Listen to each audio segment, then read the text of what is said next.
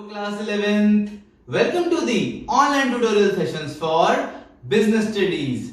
I am Avinash Lambert, your business guru, and today we are going to continue our third chapter, which is private, public and global enterprises. Students, in today's video we are going to start the new company, a new enterprise of public enterprises, which is the government company. Now, what is a government company? Basically, if the government or the state government is having 51% of its shares as the ownership, then in that case, that company will be known as the government company. Now, students, this government company is registered under the Companies Act 2013 and the previous act was 1956. So, the purpose, why this government company is being made? So, the purpose is purely business. Just to do the business. Therefore, the government company is formed. And also to give the competition to the private firms. Fine. So, the motive is just for business. The government wants to business and to give the competition to the private companies so that they can level up to the game. Next one is 51 or more than 50% of the paid up capital is held by the central or state government. Either the central state government can have shares in the company or they both can have shares in that company. Means some individuals have the shares, central government has its own shares and the state government also has its share in that company. So 51 or more than 51% of paid up capital is held by the central or state government partly or wholly. Now, example of government companies in India are Steel Authority of India or Bharat Heavy Electrical Limited. So these are your examples of government company. Now students, one more thing, the shares of company are purchased. The shares are obviously purchased, right? So they are purchased on whose name? They are purchased in the name of President of India.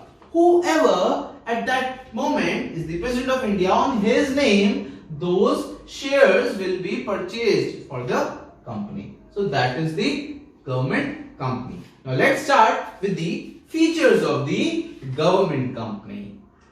It's time for the features of the government company. Now, these features are very simple. I must tell you, they are very simple. Whatever you have studied here, whatever you know about the government company, that is its feature. Let's start with the registration. So, the incorporation of the government company is done under the Companies Act 2013.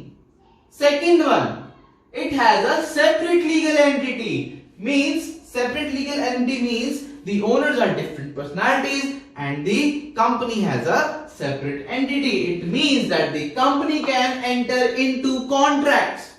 The company can enter into contract, not the shareholders.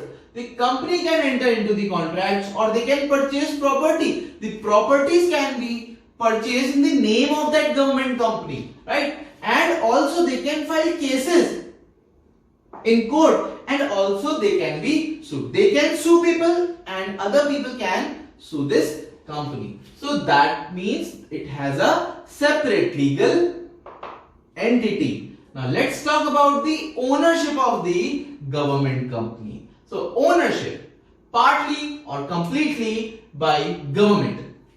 Basically 51% of the shares are owned by the government. Now, the government can be of some portion can be given to the state government and some portion can be owned by the central government. So, it can be partly or wholly. Partly means in some portions or in some parts and wholly means completely. Now, shares are purchased in the name of the President of India, which I told you here also. The shares which are purchased by the government are purchased in the name of the President of India. Now let's talk about the fourth feature, which is management. Now, how it's managed? It is managed by the board of directors. Who is the management?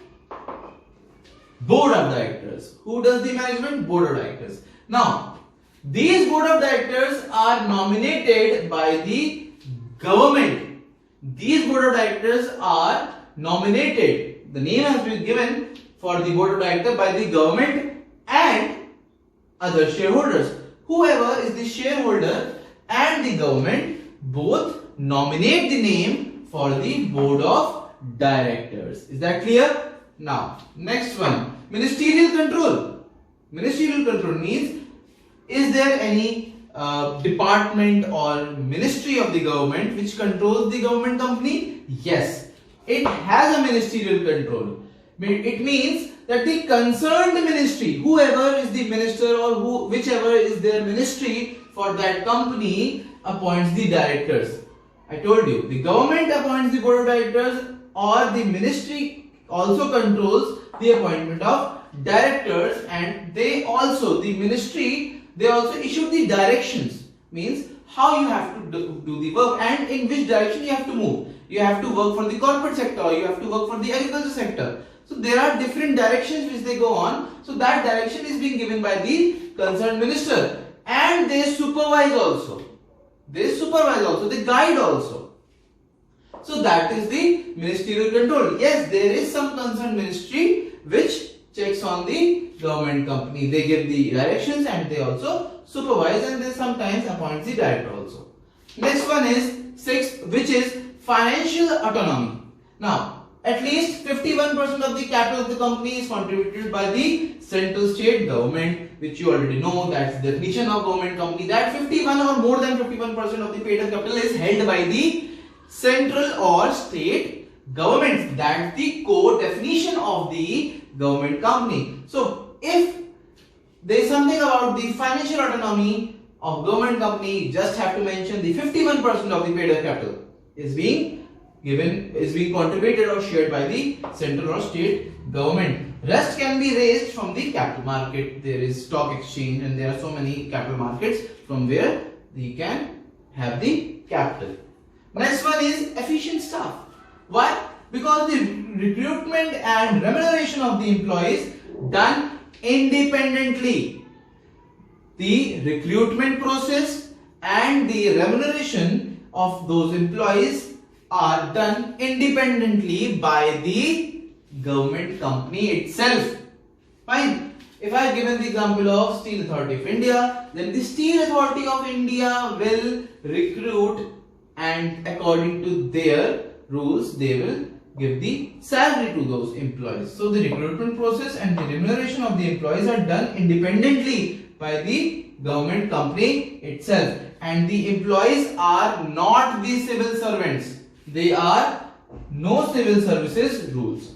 Fine, they are not civil servants, they are not government employees, so there is no rule applicable on the employees of the civil services.